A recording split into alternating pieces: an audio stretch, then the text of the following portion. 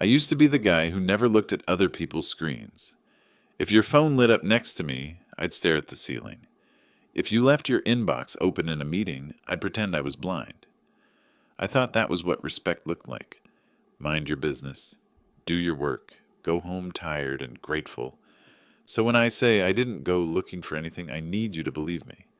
I wasn't snooping. I wasn't trying to catch anyone. I walked past my manager's desk on a Tuesday night, saw his laptop still glowing on an empty floor, and I only meant to hit the power button before security locked the doors. Instead, I saw my own name on the screen, and in 3 seconds, my whole body went cold. My name was in the subject line of an email thread I'd never been CC'd on. Below it, a document titled, Performance Concerns, Grant M. It was open front and center, like the last thing he'd been working on before he grabbed his coat and left me alone to finish the client report. I should have turned away. I know that.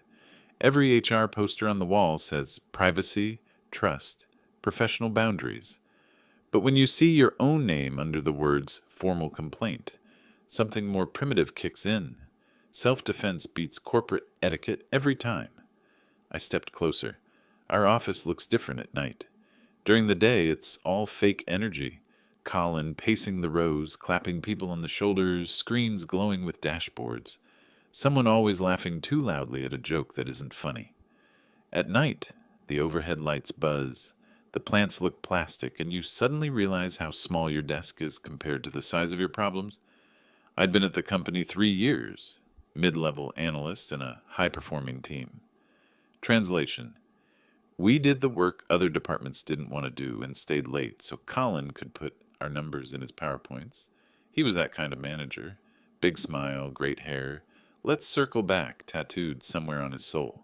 He'd pull you into his glass office, tell you you were integral to the team, promise a promotion next cycle, then conveniently forget when budgets came around. I'd swallowed it because that's what you do when your rent and your health insurance depend on someone else's mood. The first time I knew something was off was my overtime. I'd logged 60 hours in 1 week for a client who sent a thank you email with my name in the first sentence. Payroll didn't reflect a single extra hour. System glitch, Colin said, smiling. I'll talk to HR. The glitch kept happening. My pay didn't change. My bank account noticed, even if HR didn't. Then there was the promotion. He'd told me very clearly, "You're my top pick for senior analyst. Just keep your head down. Keep delivering." When the internal posting finally went up, it vanished a week later. Position restructured. 2 weeks after that, his buddy from his previous company showed up in the role that didn't exist. So yeah. When I saw Performance Concerns Grant M open on his screen, my stomach already knew this wasn't going to be good. The document was formatted like an HR template. Bullet points, dates, phrases that sounded official enough that someone in a different building would nod along, without asking questions. Pattern of resistance to feedback. Difficulty accepting direction in high-pressure situations. Recent examples of unprofessional tone in email. None of it lined up with reality. There were dates where I knew exactly what I'd been doing, because I live in my calendar. Unprofessional tone turned out to be an email where I'd asked, politely, if we could get written confirmation before we agreed to work the weekend for free. Colin had pasted my line. I'm not comfortable committing to unpaid overtime again without clarity from HR, and highlighted it in red like I'd threatened to burn the place down. My hands were shaking, but I kept reading. There were screenshots of our chats, chopped up. My messages, without his, cropped tight so it looked like I was snapping out of nowhere. There was a section called Team Feedback, informal, where he'd written things like, Grant often brings the mood down, and Grant is not a culture fit, without attaching a single name to any of it. The last page was the worst. Recommendation: initiate performance improvement plan with view to separation if progress is not demonstrated within 60-90 days. I hadn't heard a word about a PIP. No conversation, no warning. I'd stayed late, taken work home, canceled plans when he dropped last-minute opportunities on my desk. I thought we were fine. I thought I was safe enough to at least see it coming. Apparently, the plan was to build the trap quietly and then invite me in for a chat. My throat felt tight. The office was dead silent except for the hum of his laptop fan and the faint buzz of the vending machine down the hall. My own reflection stared back at me in the glass of his office door. Rumpled shirt, dark circles. The kind of posture you only get from years of leaning into a screen and saying, "Sure, I can take that on." I scrolled up, looking for some hint that this was old, that maybe I'd missed a conversation. The timestamp in the corner said otherwise. Last modified 5:42 p.m. Today. He'd been working on it while I was at my desk 10 meters away, debugging a spreadsheet he'd promised the client by morning. There was an email thread under the document, minimized at the bottom of the screen. My name in brackets. I clicked it before my nerves could catch up. Draft attached. Want to move on this before end of quarter so we don't carry dead weight into the new comp cycle. Colin had written to HR. Underneath, the HR generalist I'd said hi to in the kitchen 100 times had replied, "Understood. Let's make sure documentation reflects ongoing issues. Happy to support the PIP conversation when you're ready." Dead weight. I didn't notice I was gripping the back of his chair until my knuckles went white. I forced my hand to loosen. My heart was pounding so hard I could feel it in my teeth, but my brain was icy clear. This wasn't just a bad review.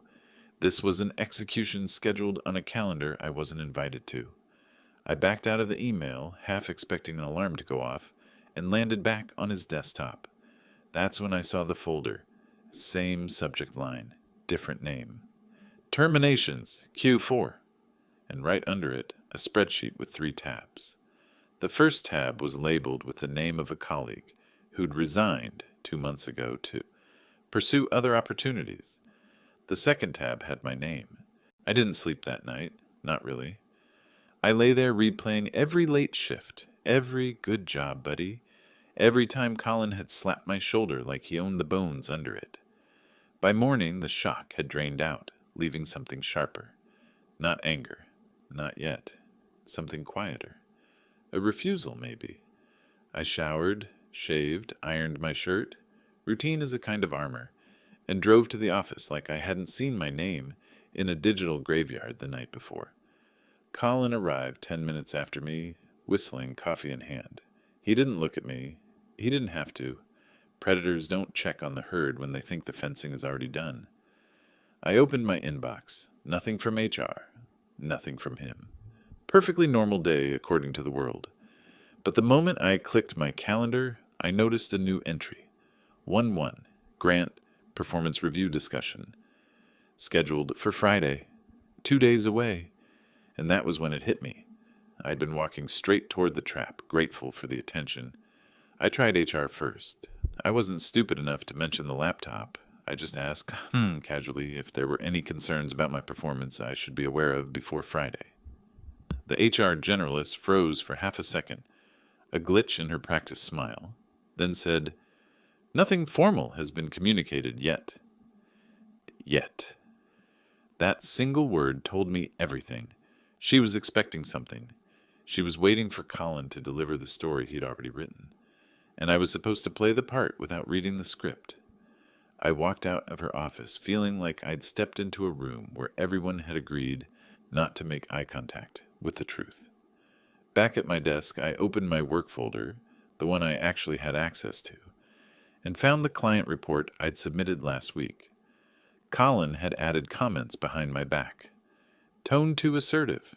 Unnecessary details. Risk of overstepping. Overstepping? I'd saved that account after he'd forgotten to send half the required files. He'd thanked me for making him look good. Now the same work was ammunition. I leaned back in my chair. He wasn't just covering himself.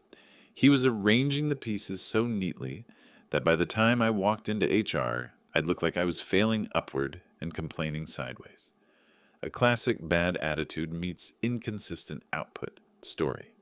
HR eats that narrative for breakfast because it fits the template, and templates are easier than people.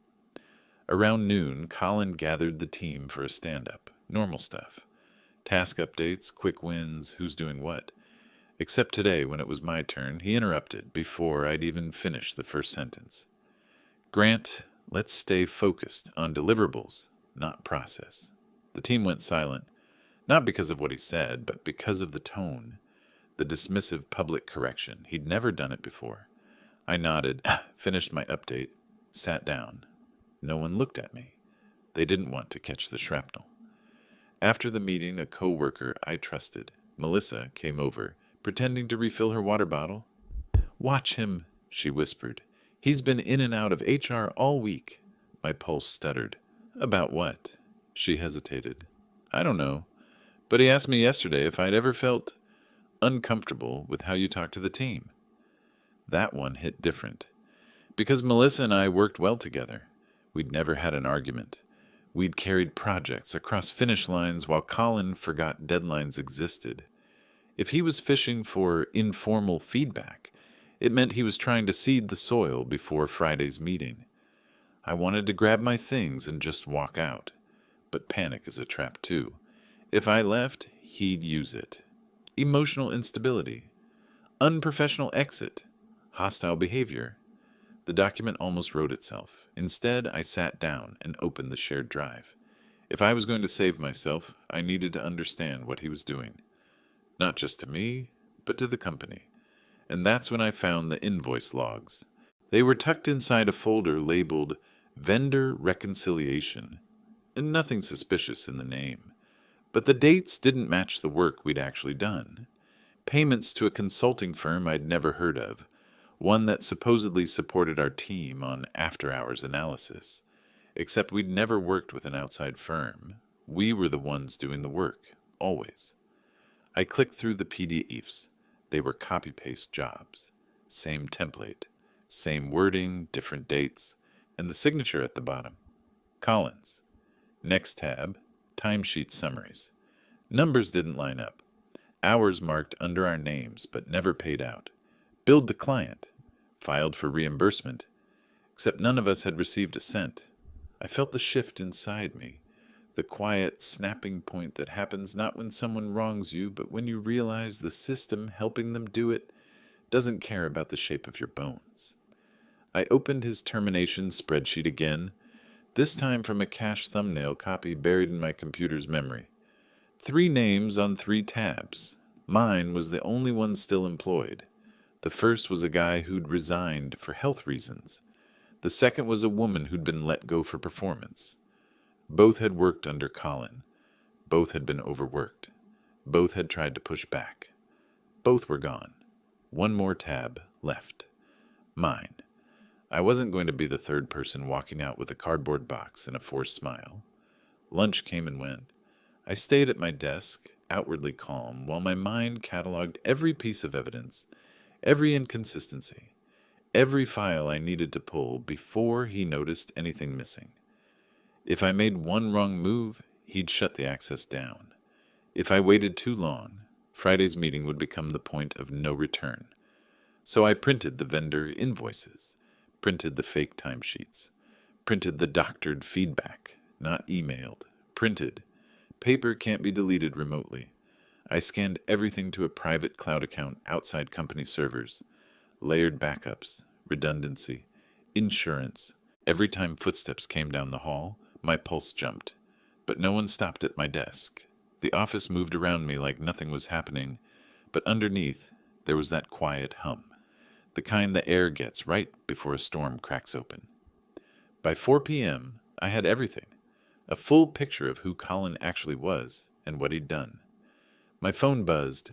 A calendar reminder for Friday's meeting glowed on the screen like a countdown. 2 days. 2 days until he tried to end my career. 2 days until I was supposed to walk into a room he'd already poisoned. 2 days until a version of me, the quiet, obedient version, died on schedule. But that wasn't the version sitting at my desk now. I closed my laptop, collected the papers into a single folder, slipped it into my backpack. And for the first time since reading my name under the word termination, I felt something steady settle in my chest. I wasn't walking into his meeting unarmed. I wasn't going to let him tell my story. He thought he was building a scaffold. He didn't know I'd already lit the fuse underneath it. I didn't go home that night with fear in my throat. I went home with purpose. The folder in my backpack felt heavier than it should have. Not like paper, but like leverage.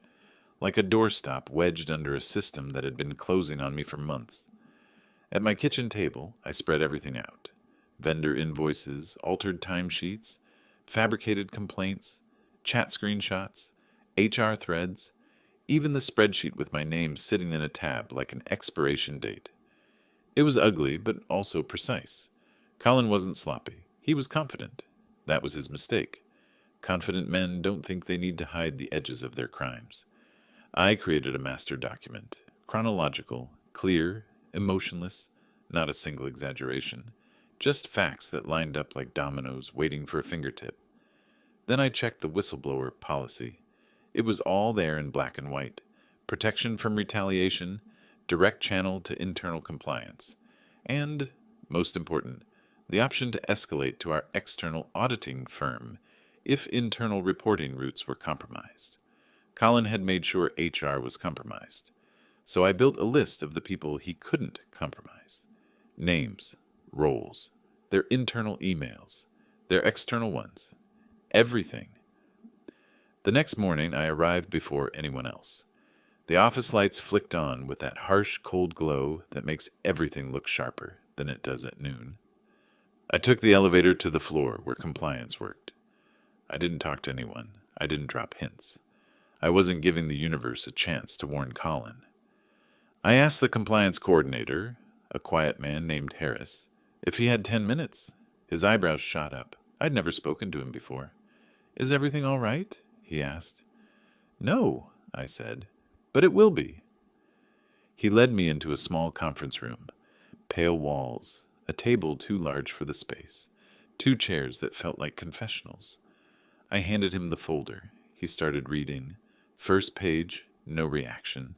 Second page, a small frown. By page 5, he sat up straighter. By page 10, he closed the folder and just stared at me. "This is serious," he said. "I know. You understand what happens if any of this is fabricated? It isn't." He studied my face for a long time. He must have seen something convincing because he nodded once. "We'll investigate." Quietly. "I don't have until Friday," I said. He hesitated. "What's Friday?" "My termination meeting." That broke his composure. "You've already been scheduled for—" He stopped himself. "All right, I'll escalate this today." I didn't ask him to keep my name out of it. That wasn't necessary. Once the evidence existed, it wasn't about me anymore. It was about liability.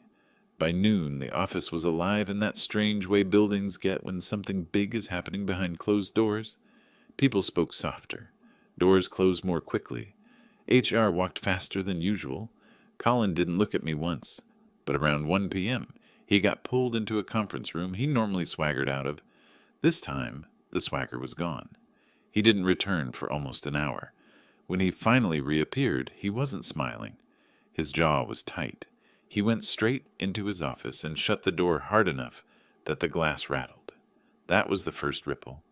The second came at 4:15, when the external auditors arrived 2 days early.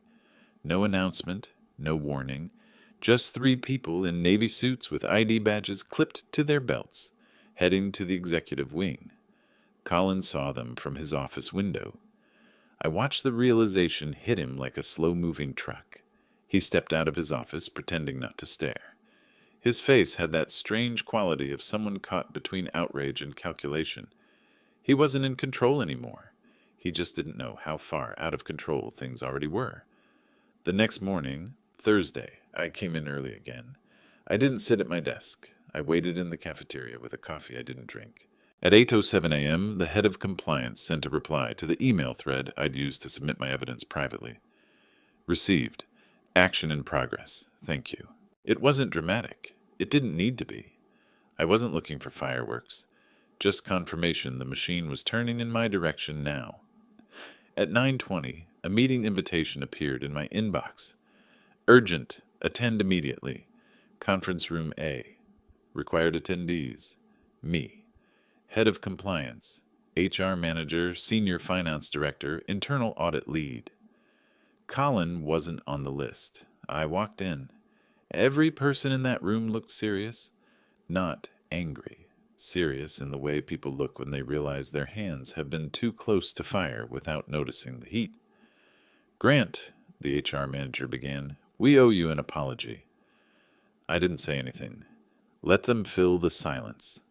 "There have been irregularities in documentation related to your performance," she continued. Her voice was tight, careful. "We believe your manager may have misrepresented several incidents." Finance added, "And there appear to be issues with vendor payments tied to his department." Compliance looked at me. "Your evidence has been validated. We're taking full control of the situation. Effective immediately, you will not be in communication with Colin. He will not be conducting any meetings with you, including the one scheduled for tomorrow."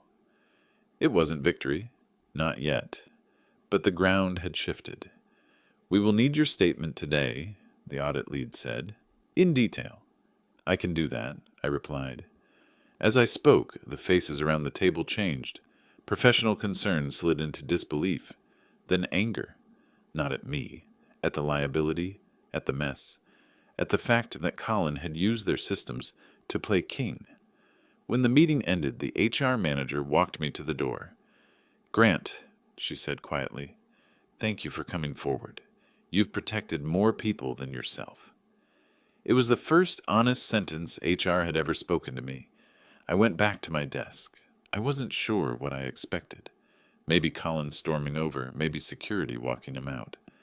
Instead, the office was eerily normal. But around noon, he disappeared again into a meeting room with two executives, a folder under his arm, and sweat darkening his collar. The blinds were drawn. The room stayed closed for almost 2 hours. This wasn't the loud kind of chaos. It was the quiet kind, the kind that rearranges the building. At 3:40 p.m., the door opened. Colin stepped out. His face was drained. His hands were shaking. An executive walked behind him, not beside him. Behind. Colin walked down the hallway like he didn't know which direction led to the exit. For a moment, he looked right at me. Not with anger, not even with fear, with confusion, as if he couldn't understand how the story he wrote no longer belonged to him. He disappeared into his office, closed the door, and didn't come out again. Someone whispered near the printers, "He's done."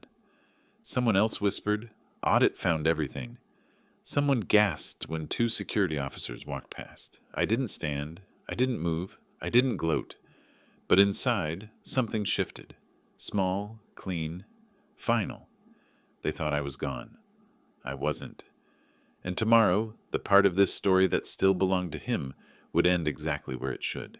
Colin didn't show up the next morning. Not for the stand-up. Not for his 10 a.m. meeting with the executives. Not even to pick up the jacket he'd left draped over his chair. His office door stayed shut, the way a room does when a house stops belonging to someone. People walk past it quieter than usual, as if speaking too loudly might summon a ghost. At 11:22 a.m., an email went out to the entire department. Effective immediately, Colin Reeves is no longer with the company.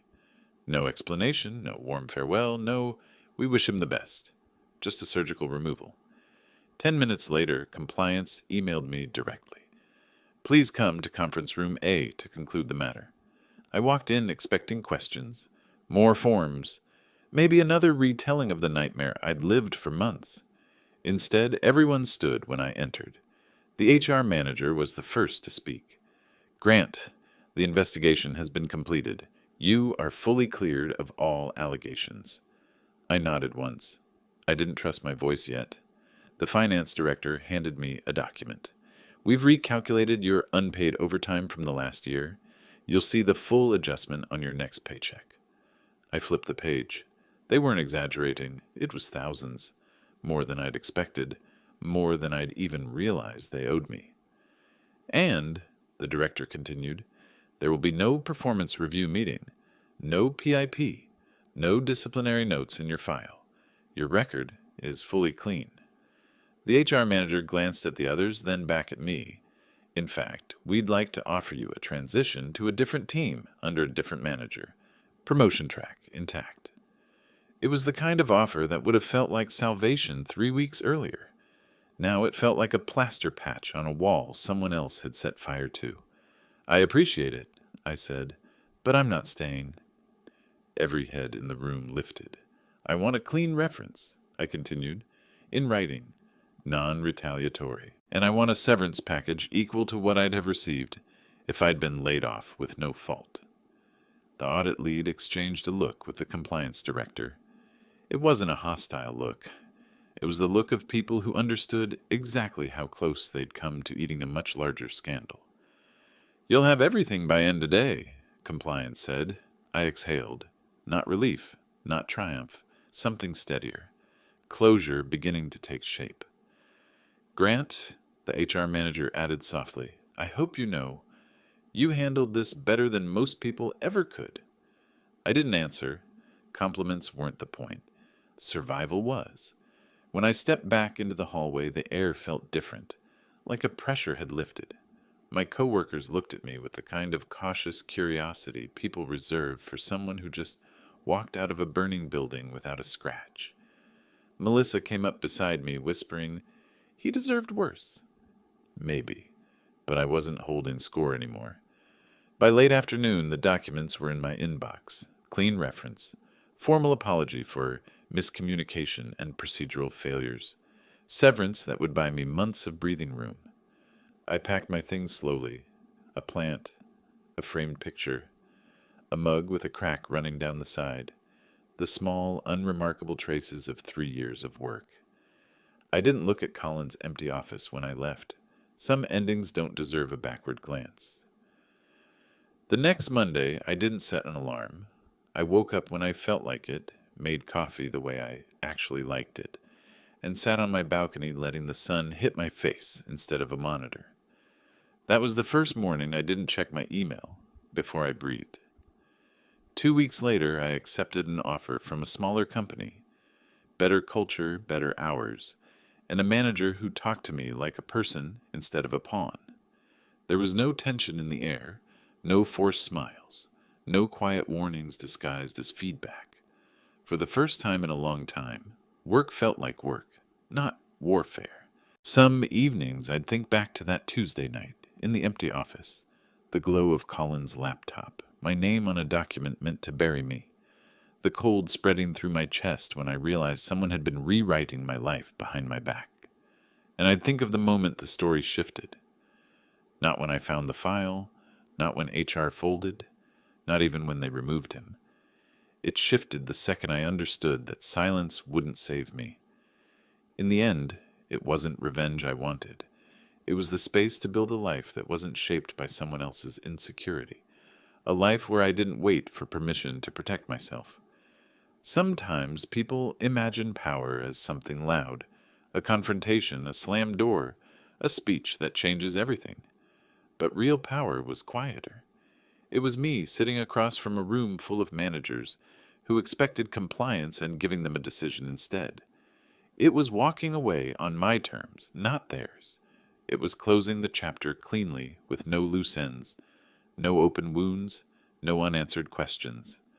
Colin's name never came up in my new job. No one asked about him. No one needed to know who he was to understand who I'd become afterwards. But every now and then, when someone complains about their manager or hints at office politics, I feel that tiny echo. The cold edge of the moment, everything almost fell apart. And I remember what saved me. Not anger, not luck, not even the evidence. It was the decision to stop being the person who waits to be pushed and start being the person who stands up before anyone can try. A calm decision, a final one, the kind that lets you walk out of a building for the last time, breathe a full breath, and know the story ends exactly here. Finished, grounded, whole. No questions left.